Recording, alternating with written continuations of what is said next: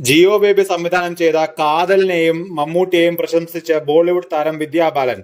കാതൽ മമ്മൂട്ടി ചെയ്ത നായകവേഷം പോലൊരു കഥാപാത്രത്തെ ബോളിവുഡിലെ മുൻനിര താരങ്ങൾ, പ്രത്യേകിച്ച് ഖാൻമാർ, അവതരിപ്പിക്കില്ലെന്ന് അവർ പറഞ്ഞു.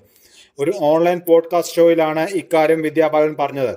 കാതൽ പോലെയൊന്ന് ബോളിവുഡിൽ സംഭവിക്കാൻ സാധ്യതയില്ലെന്നും അവർ അഭിപ്രായപ്പെടുന്നു.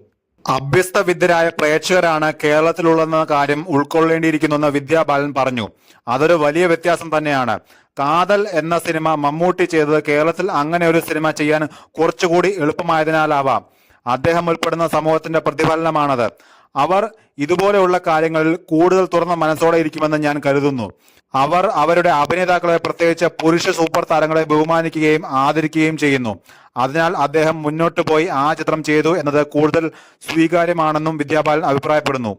കാതൽ എന്ന ചിത്രം കണ്ട ശേഷം മമ്മൂട്ടിക്ക് അഭിനന്ദനം അറിയിക്കാൻ താൻ ദുൽഖറിന് മെസ്സേജ് അയച്ചിരുന്നെന്ന്